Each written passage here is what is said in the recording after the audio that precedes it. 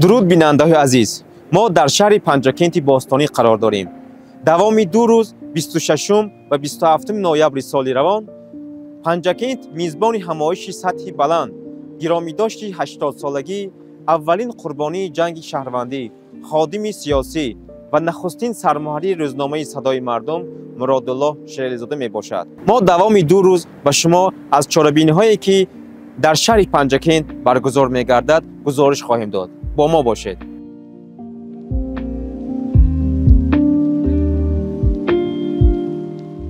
در آغاز چاره‌بینی وکیلان پارلمان، روزنامه‌نگاران، همکاران و همصفان مرحوم و مهمانان از شهر سمرقند جمهوری ازبکستان مقبره سردفتر ادبیات تاجیک و فارس استاد ابو عبدالله رودکی را در دهه 5 رود زیارت نمودند.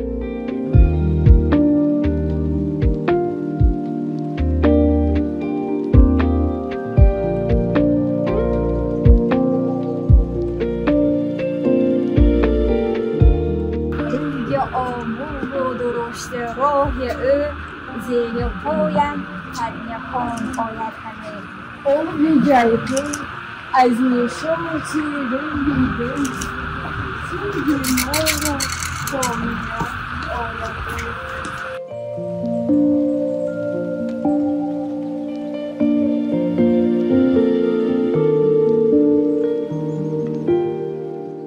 سپس مهمانان در محفل گرامی داشتی 80 سالگی مرادالله شیرالی‌زاده در مؤسسه تحصیلات میانه عمومی رقم 7 دهه کلالی شرکت و در پایه نیم پیکرش گلچنبر گذاشتند. اشتراکچیان از صنفخانه فنی، کتابخانه همه از ابتکار پیشوا شد که امر پیشوا چون رهنما شد و مثل آن مقدس های ملی کتاب از نو مقدس تر به ما شد. انیسی کنج تنهایی کتاب است، فراغ صبح دانایی کتاب است.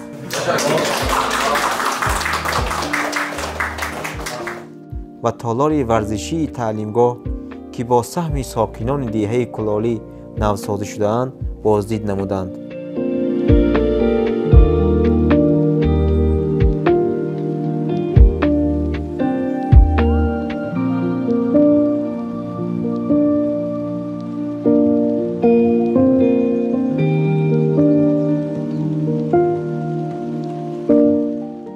حاضرین گرامی، چاره‌بینی امروزه با مقصد تطبیق سیاست اجتماعی حکومت جمهوری تاجیکستان تحت راهبری اساسگزار صلح و وحدت ملی پیشوای ملت پرزیدنت جمهوری تاجیکستان جناب عالی محترم امام علی رحمان و راهنمایی‌های معاون یکم رئیس مجلس ملی مجلس عالی جمهوری تاجیکستان رئیس ولایت سوغل محترم رجب احمدزاده با افتخار 80 سالگی خادم نمایان دولتی و جمعیتی روزنامه‌نگار سابق سرمحرر روزنامه پارلمان کشور صدای مردم و وکیل شورای عالی جمهوری تاجیکستان فرزند این دیار استاد مرادالله شیرالی‌زاده با افتخار 80 سالگی ایشان برگزار می‌گردد. در چاره‌بینی امروزه مهمانان امکانیت دارند فکر و اندیشه‌های خود را بیان کنند و من از تشکیل کنندگان چاره‌بینی امروزه از تمام مسئولین مقامات اجرایی محلی حاکم دولتی شهر، از همه آن شخصان برومند دیار که همین مکتب را ختم کردند و برای تعمیر و آبادی این مکتب کوشش به خرج دادند، منتداری صمیمی خودم را بیان میکنم. ما امروز اینجا جمع آمدیم که خاطره یکی از فرزندان برومند ملت تاجیک، خاطره آن شخصی که با سیرت پاک، با صورت نیک برای بهداشت حیات اجتماعی مردم جمهوری تاجیکستان و برای زندگی امروزی مردم جمهوری تاجیکستان جان خود را سپر نموده است. تیر دشمنان، تیر حقه‌بازان به جان اولین نشانه استقلالیت جمهوری تاجیکستان مرادالله شیرعلیزاده برخورد. روحی او از تن رفته باشد هم، ولی او از صفای امروزه در کائنات به من شما نگاه میکند و نظر می اندازد که هر کی ما و شما با چنین خاطری بی نهایت زیبا خاطری او را پاس می داریم. با مرادالله ما سالهای آخر سالهای 60 اول سالهای 70 هنگام کار ترجمانی در افغانستان با هم رفیق بودیم، جوره بودیم، بعد همکار شدیم، دوست بودیم. از روزهای اولینی که روزنامه صدای مردم تشکیل می‌یافت همراه بودیم. درباره مرادالله بسیار سخنهای بالا گفتند، لیکن به فکر شخصی من سخنی از همه بالا را پیشوای معظم ملت پرزیدنت جمهوری تاجیکستان محترم امام علی شریف رحمه گفته است. اگر شما زنده باشید من همین چیز را خانه می‌تیم. در آن روزهای بی‌حاکمیتی از جانب خائنان ملت تاجیک، دپوتی مردمی سرمحرر روزنامه صدای مردم انسان پاک‌طینت مرادالله شیرعلی به قتل رسانیده شد. او مردی بود که تمام حیات خود را برای متحدی یکپارچگی جمهوری بهر پیشرفت تاجیکستان عزیز ما صرف میکرد. سخنان پرمعنای و جاذبه‌دار او در سیسه‌های شورای عالی حالا هم در گوشم صدا می‌دهند. خیلی خوب است که مینه‌کشان پنجکند این مرد شریف را با احترام زیاد پاس می‌دارند که به خاطر او بنیاد شد مقبره استاد مرادالله شیرعلی. این شهادت می‌دهد که کار حق، مبارزه بر ضد ظلم و استبداد همه وقت از جانب خلق دستگیری می‌یابند و نام مبارزه همیشه در دل دیده مردم زنده و جاودان خواهد ماند. ما هم امروز مزار این مرد شریف را زیارت کرده و خویش تبار و نزدیکان مرادالله همدردی خویش را اظهار نمودیم. امام علی رحمان رئیس شورای عالی جمهوری تاجیکستان 16 ایول سال 1993. و من خوشبخت از آنم که در همان روز امروز پرزیدنت کشور را جناب عالی محترم امام علی رحمان را در دهی پنجرود ملاقات داشتم. تقریبا 15-20 منوت است. دوم همین که مرادالله شیرعلیزاده کی بود؟ همه می‌دانند که آدمی زمینی بود، خاکی بود. یگان دیگر خصوصیت‌های زیادی در او دیده نمی‌شد. خرد و کلان برای وی یک بود همه وقت. یک خاطره همین بود که سال 1958 وقت از آنی که اهل بشریت 1100 سالگی استاد رودکی را جشن می‌گرفت، در آنجا یک بچه خردسال در حضور همه قدر مردم شعری را از استاد رودکی قرائت کرد و یکی از نویسندگان کهنسال هندوستان سینگ او را با آغوش گرفته بوسه کرد. در همان سالها علاقه وی خود را چی بودنش را نشان داد. در ابتدا سلام صمیمی و درودی بپایان مردم کلالی را و شمایان اشتراک کنندگان محفل بزرگداشت 80 سالگی مرادالله شیرعلیزاده خوش آمدین میگویم.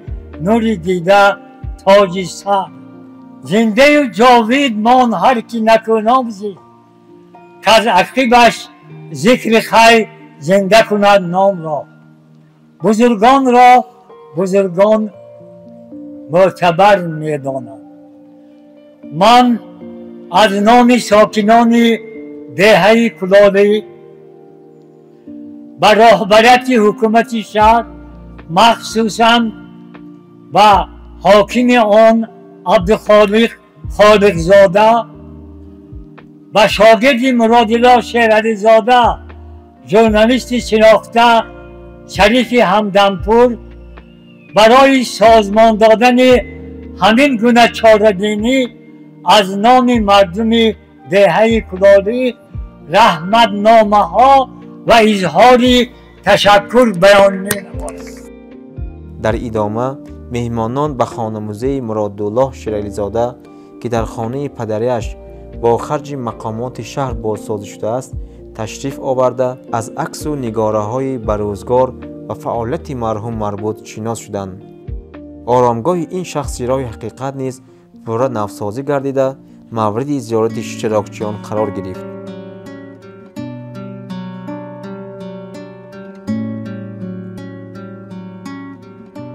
کنفرانس علمی عملی بخشیده به 80 سالگی اولین قربانی جنگ شهروندی وکیل شورای عالی و اولین سردبیر نشریه صدای مردم مرادالله شیرالی زاده در بینای حکومت شهر پنجکین برگزار شد. در همایش دایره وسیع عالمان، همکاران و همصفان مرادالله شیرالی زاده، روزنامه‌نگاران از شهر دوشنبه و شهر سمرقند جمهوری ازبکستان، آموزگاران و اهل زیای شهر شرکت نمودند. در مراسم معاون رئیس ولایت سوخت اسماعیل زاده ظفر، رئیس شهر پنجکین عبدالخالق خالق زاده، وکیل مجلس نمایندگان پرویز شادی زاده، رئیس اتفاق ژورنالیستان زینت الله اسماعیل زاده، سردبیر هفته‌نامه تاجیکستان شریف همدانپور، سابق مشاور دولتی پرزیدنت جمهوری تاجیکستان عاید به سیاست خارجی ارکین رحمت الله زاده، سردبیر روزنامه جمهوریت قربانعلی رحمان زاده، معاون سردبیر روزنامه صدای مردم دلیر عبدالله، پروفسور عبدالنبی ستارزاده و دیگران اشتراک و سخنرانی نمودند. یادآور گردید که مرادالله شیرالی زاده در فعالیت روزنامه‌نگاری نمونه مسئولیت شناسی و تندوستی، صداقت به ارزش‌های انسان دوستی و آداب و اخلاق حمیده بود. با استناد به بهاگذاری پرزیدنت جمهوری تاجیکستان محترم امامعلی رحمان تاکید شد که زندگی این شخص خاکسار و حلیم تا لحظه‌های آخرین به خدمت خلق بخشیده شده بود. برادری که سیرت زیبایش تجلی صفات حمیده بود و یک نظر به صورت دلجویش تا امروز آرمان دوستان به آرزو نارسیده. برادری که در مقابل تکاپوی و هیاهوی مرموز یک عده کوته نظران رفتار و گفتار و کردارش همگی هرمزی بود. نیک می گفت و نیک می کرد و می پنداشت که پاسخ دنیای دونپرور نیز نیک خواهد شد. هیهات نزد ارباب یقین دار فنا جای نیست، وطنی اصلی این طایفه جای دیگر است. حقا و حقا خداوند متعال جنت المأوا را مکان تو گرداند، خانه آخرتت آباد باد. برادری و جان و دل برابرم مرادالله شیرالی زاده.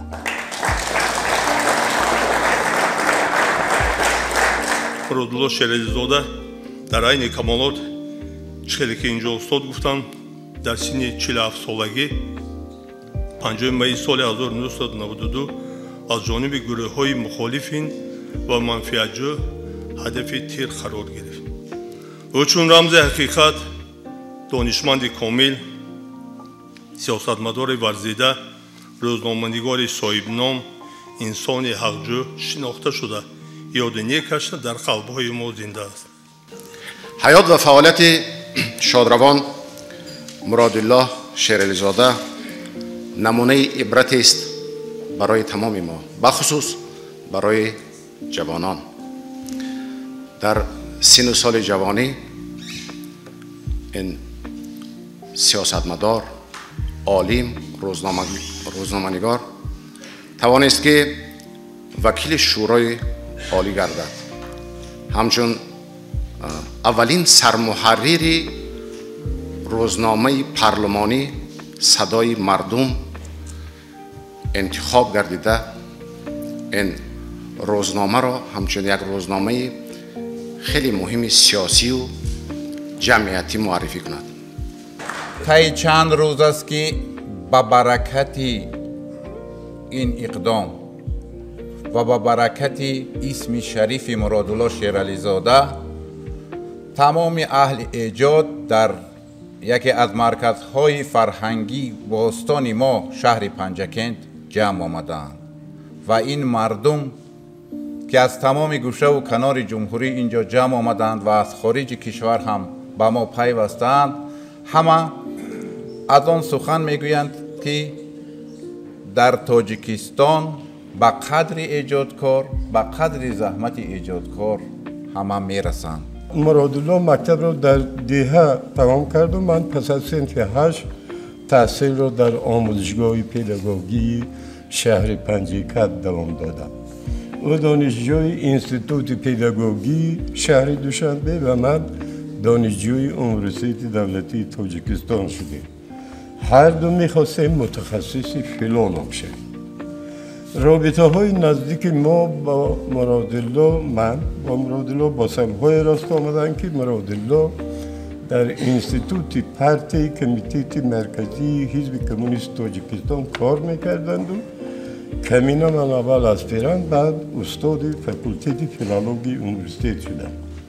در این انستیتوت آن وقت با نفوذ خیلی با اعتبار جمهوری همدیه ماند رحمتی حسن بای دوست بسیار نزدیک مرادالله شیرالی زاده، همچنین تاریخشناس نامی تاجیک امام نظر کلدی برادر بزرگ شاعر زنده یادمان گل نظر کار میکردن.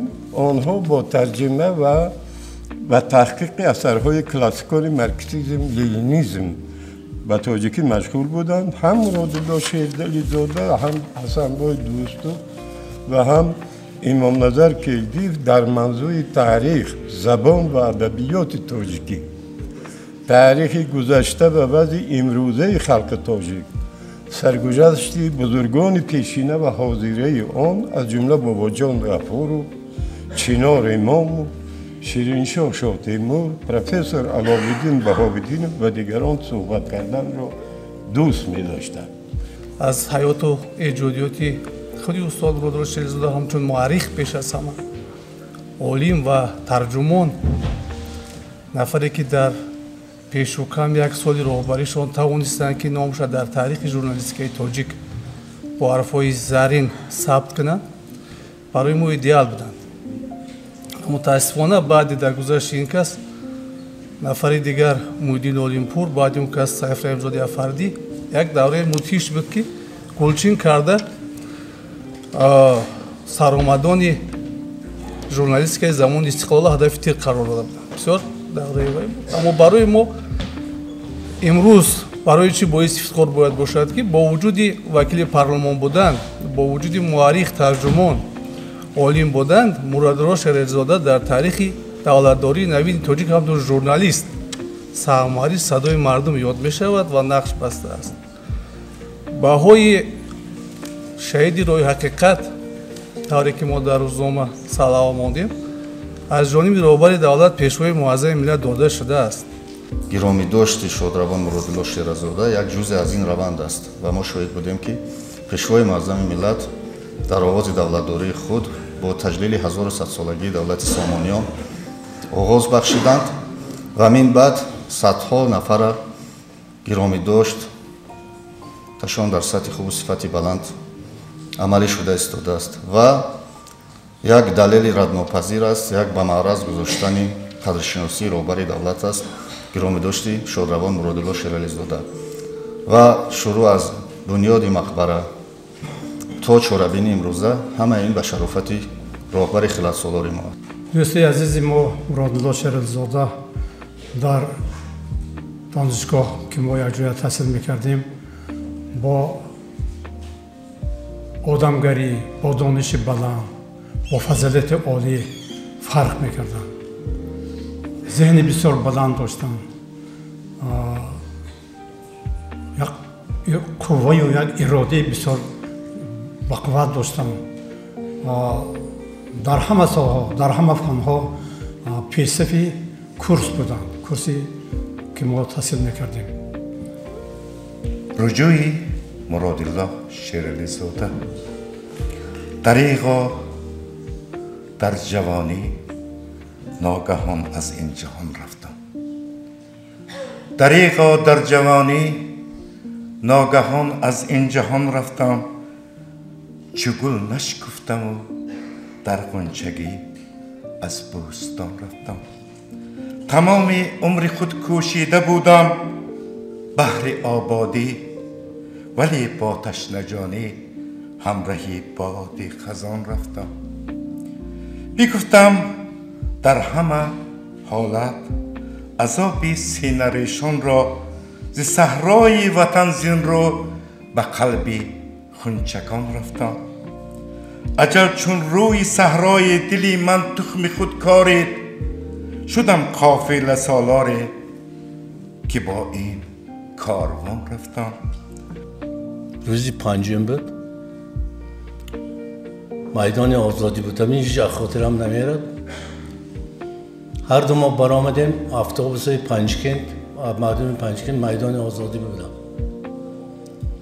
هر دو ما در آمدیم، مردم ها کلی صحبت کردیم، گپمای گفتیم، بعد گفتیم که برادر وضعیت بیکار و برآمده رفتن گریتان گفتیم. همو با برآمدیم قریب ساعت 2 نزد من سینه پوچی وای به برآمده سویدم که بودم اگمار الله بیت کشتم موندیم، رفتیم اونجا بیت کردیم. گفتم میبینیم کارم تمام امروز چیکار است. گفتم اکنون بینید اول فکرم بسیار با ملاحظه گپ میزدم. بعد گفتن که شیرین جان دوستم، من در نزد شما قرض دارم، این گپ ببینید، من در نزد شما قرض دارم، من با شما باید خوراک نصف روزی خوراک خورمو، لیکن حاضر دید که چه خیلی مسئولیت گردنی من به چه خیلی مسئولیت بار شده. گفتم که شخصا کاری دولت پیش ببرم. گفتم مردک جان دادم. همون لحظه قطعی من میرفتن عبد میکردن یک میستادیم، ممکن که همه حادثه تکرار نمیشد.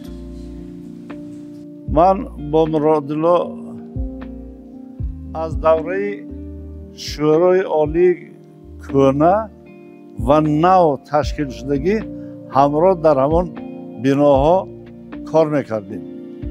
بسیار یک شخص عادی، فروتن، دانشمند از همه مهمش با ما همراهی کرده، مضمون کاری اداره ما را باز پرمضمونتر میکردن. من با رئیس محترم خلیفه زاده که زحمت کشیده با پیشنهاد ما را پذیرفتم و در زادگاهی شیر علیزاده در شهر بوستانی پنجکند این جشن را تشکیل کردند و مهمانان را پذیرایی کردند. اظهار تشکر میگویم.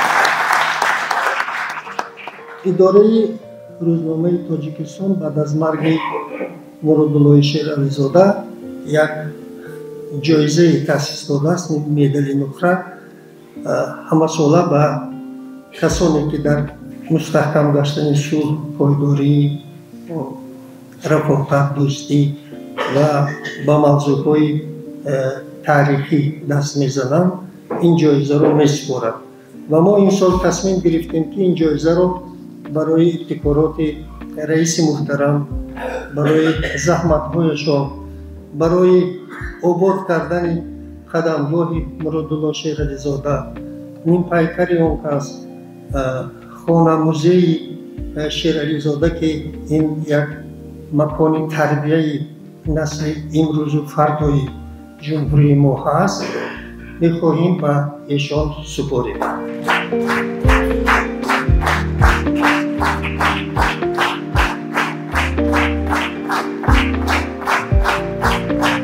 در دایره کنفرانس کتاب ژورنالیست و پوبلیسیست شریف همدمپور وقتی حقیقت تیر خورد که به حیات و فعالیت مرادالله شیر علیزاده بخشیده شده است رونمایی و به اشتراکچیان تقدیم گردید.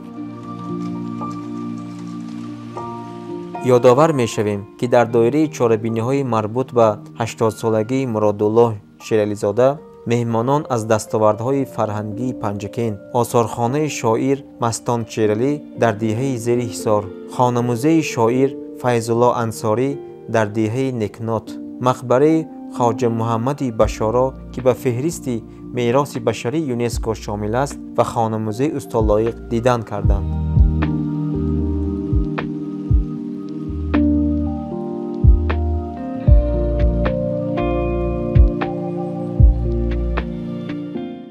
اگر با من نسازد ناکس خیر، دلم را بشکند خار و خس خیر.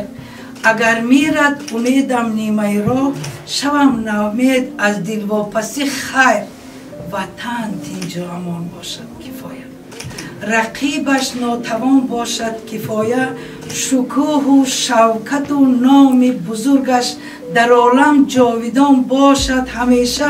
وطن گویم همیشه که من برگم، وطن بیخ از دوریشه.